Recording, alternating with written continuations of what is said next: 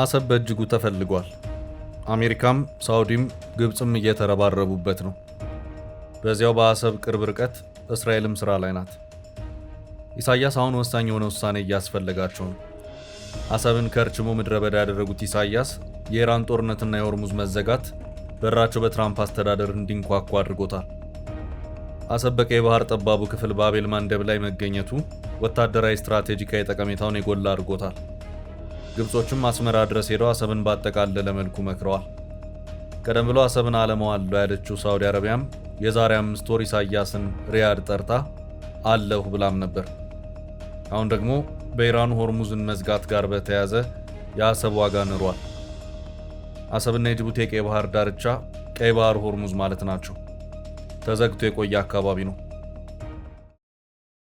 ዘመናዊ ንግድ ሱቅ በመርካቶ ተክለ ሃይማኖት ከ440 ሺህ ብር ቅድመ ክፍያ ወይም በ1.7 ሚሊዮን ብር ሙሉ ክፍያ ከ11 ካሬ እስከ ትላልቅ የካሬ አማራጮች ለሽያጭ አቀረብንላችሁ። ሱቆቹ የተንጣለለ ፓርኪንግ ጨምሮ ሁሉም የተሟላላቸው ዱባይ ሞል ስታንዳርድ ናቸው። በተጨማሪም በፒያሳ አራዳ ፓርክ ፊት ለፊት ከባለ 1 መኝታ እስከ ባለ 4 መኝታ መኖሪያ ቤትም ለሽያጭ አቅርበናል። ባለ 1 መኝታ በ3.9 ሚሊዮን ብር ሙሉ ክፍያ፣ ባለ 2 በ6.5 ሚሊዮን ብር፣ ባለ 3 መኝታ በ10.5 ሚሊዮን ብር ሙሉ ክፍያ አሊያም 10% ቅድመ ክፍያ በመክፈል ባለቤት ይሁኑ። የባንክ ብድርም አመቻችተናል። ሜሪት ፕሮፐርቲ። ለበለጠ መረጃ 0998 317677 ይደውሉልን።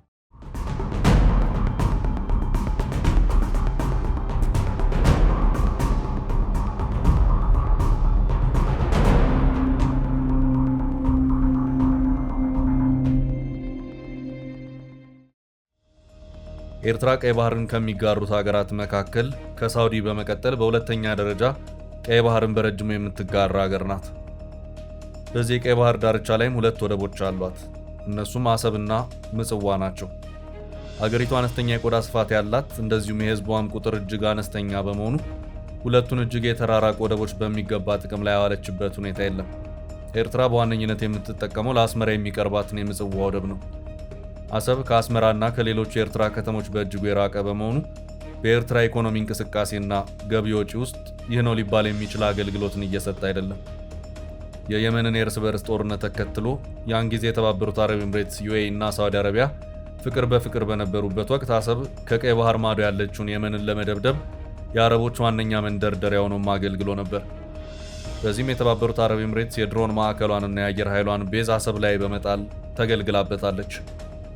ሆኖም በመጨረሻ ዛሬም ድረስ ግልጽ ባልሆነ ሁኔታ ኢሳያስና የተባበሩት አረብ ኤምሬትስ ባለስልጣናት መግባባት ባለመቻላቸው ዩኤኢ አሰብን ለቃ ወጥታለች። ዩኤኢ አሰብን ለቃ ስትወጣ ስትጠቀምበት የነበረውን ወታደራዊ መሰረተ ልማት በማውደምም ጭምር ነበር። ይህም የአስመራና የአቡዳቢ ፍቺ ጤናማነት እንዳልነበረው አመላካችም ተደርጎ ተወስዷል። የቀድሞ ገዢ ፓርቲ ኢህአዴግ ከስልጣን መወገዱን ተከትሎ ብልጽግና ወደ አመራሩ ሲመጣ የኢትዮጵያ መንግስትና የተባበሩት አረብ ኤምሬትስ አዲስ ጠበቅ ያለ ግንኙነት መፍጠራቸውን ተከትሎም ኢሳያስም በአዲስ ግንኙነት ተከሰቱ። Eritrea agreed to host a UAE military base in 2016 in return for huge economic aid and investments. The base is aimed at protecting the Gulf oil interests in the region. ሆኖም በመሃል ኢትዮጵያና ኤርትራ ዳግም ተለያዩ። የተባበሩት አረብ ኤምሬትስና ሳውዲ መሃልም ንፋስ ገባ። እናም የተባበሩት አረብ ኤምሬትስና የኢትዮጵያ መንግስት በአንድ ጎራ፣ እንደዚሁም ሳውዲና የኤርትራ መንግስት ደግሞ ሌላኛውን ጎራ ተከተሉ። በዚህ መሃልም ሳውዲ አሰብ ላይ ፍላጎትን አሳደረች። ኢሳያስም ሪያድ ተጠርተው በአሰብና በሌሎች ጉዳዮች እንዲመክሩም ተደረገ።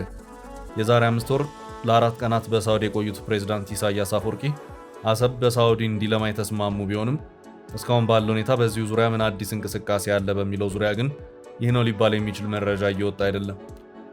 በእርግጥ ይህ ስምምነት በተፈረመ በ4 ወራት ጊዜ ውስጥ የኢራን ጦርነት ፈንድቷል።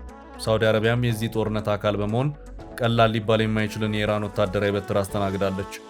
የሀገሪቱ የነዳጅ መሰረተ ልማቶች ከፍተኛ የድሮኖችና የሚሳይሎችን ጥቃት አስተናግደዋል።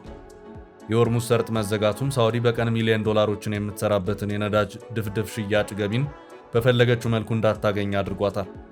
ሳውዲ ምንም እንኳን ለዓመታት የነዳጅ ሀብትን ገቢ የተጠቀመች ሀገር ብትሆንም በኢራኑ ጦርነት ከደረሰባት ውድመትና የገቢ ማጣት አንጻር በቀጣይ ብዙ የማገገም ስራ ይጠብቃታል።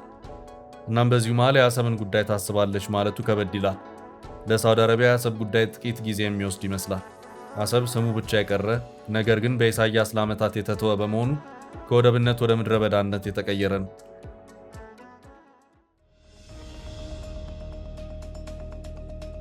አንድ ሀገር ወይም ኩባንያ የአሰብ ወደብን ወደ ቢዝነስ ደረጃ ወደብ ለመቀየር ቢሊዮን ዶላሮችን ማፍሰስ ግድ የሚለው ይሆናል። ጥያቄው በዚህ ደረጃ ቢሊዮን ዶላሮችን የሚያፈስ ሀገርና ኩባንያ ማን ነው የሚለው ነው። ሳዑዲ በአሰብ ጉዳይ ፍላጎት አለኝ ባለችበት ሁኔታ ደግሞ ከሰሞኑ ግብጽ ወደ አስመራ ብቅ ብላ በቀይ ባህር በኩል የኤርትራን ወደቦች ከራሲ ወደቦች ጋር በማስተሳሰርበት ሁኔታ ላይ መከርኩ ስትል አስታውቃለች። የግብፁ ፕሬዝዳንት አብዱል ፈታህ አልሲሲም 2 ሚኒስትሮቻቸውን ወደ አስመራ ልከው ከፕሬዝዳንት ኢሳያስና የውጭ ጉዳይ ሚኒስትራቸው ኦስማን ሳላህ ጋር እንዲመክር አድርገዋል።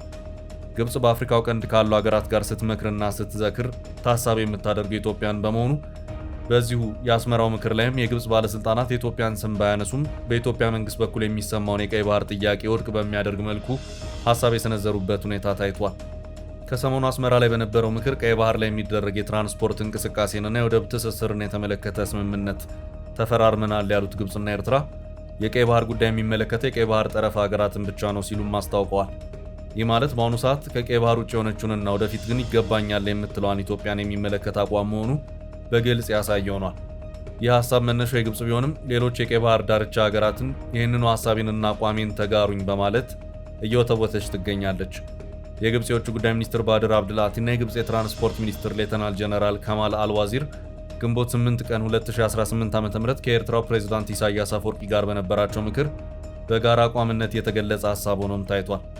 የግብጽ የውጭ ጉዳይ ሚኒስትር ዶክተር ባድር አብድላቲ የቀይ ባህር አስተዳደርና ደህንነት ጉዳይ በዋነኛነት የሚመለከተው የቀይ ባህር አጎራባች ሀገራትን ነው የግብጽ የውጭ ጉዳይ ሚኒስቴር ቢሮ ባወጣው መግለጫ አስታውቋል። በዚሁ መግለጫም የቀይ ባህር ጉዳይ ቀይ ባህርን ከሚያዋስኑ የባህር ዳርቻ ሀገራት ብሔራዊ ደህንነት ጋር ቀጥተኛ ትስስር እንዳለው በመጥቀስም የቀይ ባህር አጎራባች ያልሆነ አካል ቀይ ባህርን በሚመለከቱ ጉዳዮች መግባት የለበትም ተብሏል። ይህ በቀጥታ ኢትዮጵያን የሚመለከት አገላለጽም ሆኖ ታይቷል። በዚሁ የአስመራው ስምምነት መሰረትም በባህር ትራንስፖርት ዘርፍና በቀይ ባህር በኩል የግብጽና ኤርትራ ወደቦችን የሚያስተሳስረውን የካርጎ እንቅስቃሴና የባህር ላይ የመርከቦች መንገድ ላይ በጋራ እንሰራለንም ተብሏል። ይህም የአሰብንና የምጽዋን ወደቦች ከግብጽ ወደቦች ጋር የማስተሳሰር ስራ ነው።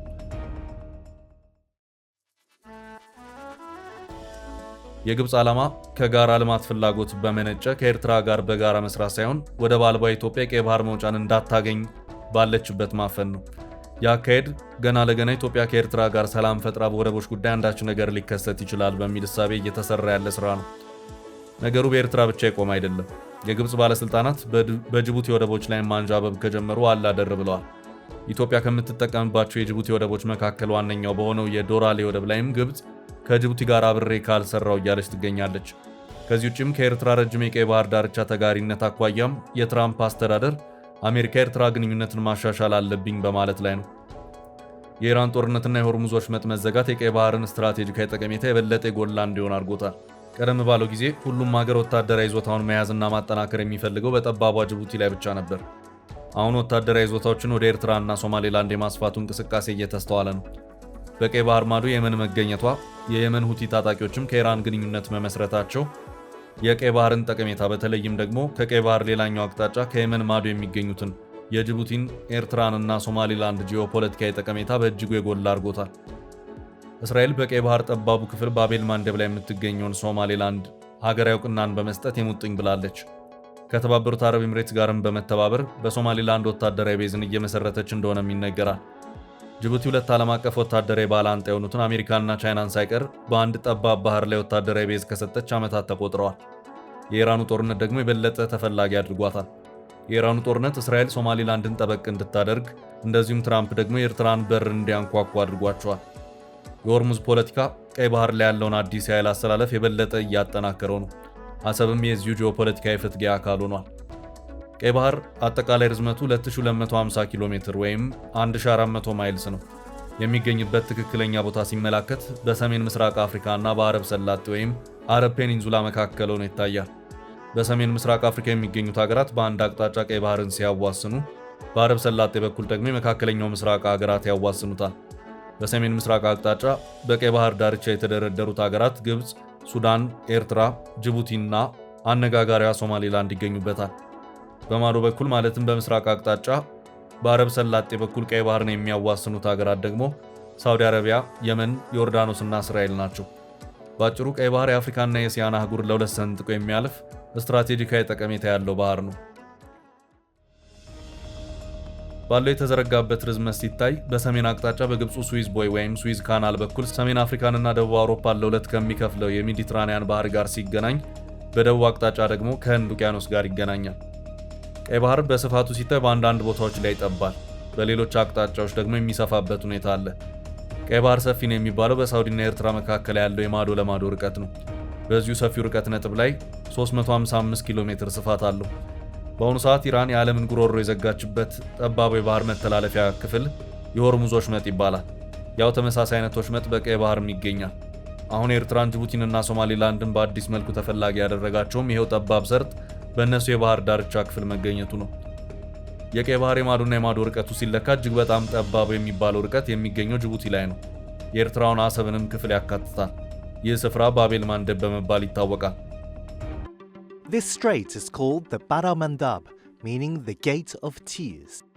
Vessels have to go through the passage to get to the Suez Canal, which handles about 12% of world trade and is a major maritime choke point. ከማዶ በሌላኛው አቅጣጫ ያለችው የመን በቀይ ባህር አቅጣጫ ከጅቡቲ ያላት ርቀት ሲለካ 32 ኪሎ ሜትር ብቻ ነው። ሆርሙዝ በተዘጋበት ሁኔታ ባቤል መንደብ ከተዘጋ ለዓለም ኢኮኖሚ በተለይም ለአውሮፓና እስያ ከባድ የኢኮኖሚ ቀውስ ነው። እናም ይህንን አካባቢ እንደ አይናችን ብሌን እንጠብቀዋለን እየተባለም ነው። ኤርትራ በአሰብ አቅጣጫ፣ ሶማሊላንድ ደግሞ በገልፍ ኦፍ ኤደን አቅጣጫ ይህንኑ ጠባቡን ባቤል መንደብ ወሽመጥ ከጅቡቲ ጋር ይጋራሉ። ይሁንና ኢሳያስ ለውጭ ኃይሎች ወታደራዊ ቤዝን አልሰጥም የሚል አቋም ስለነበራቸው የአሰብ ወደብ ዙሪያ ከጅቡቲ ባቤል መንደብ ወሽመጥ ጋር ተመሳሳይ ስትራቴጂካዊ ጠቀሜታ ቢኖረውም ለውጭ ኃይሎች ወታደራዊ አገልግሎት ጥቅም ላይ የዋለበት ሁኔታ አልታየም። አሁን ግን የኢራንን ጦርነት ተከትሎ ርብርቡ በዝቷል። ኢሳያስ አስቦት በማያውቁት መልኩ በራቸው በአሜሪካ ተንኳክቷል። ትራምፕ በኤርትራ ላይ የጣሉትን ማዕቀቦች አነሳለሁ፣ ከኤርትራም ጋር በአዲስ መልኩ መነጋገር እፈልጋለሁ ብለዋል። ጉዳዩ በስቴት ዲፓርትመንት ደረጃ ተይዞ እየተመከረበት መሆኑን የሮይተርስና የዎል ስትሪት ጆርናል ዘገባዎች አመላክተዋል።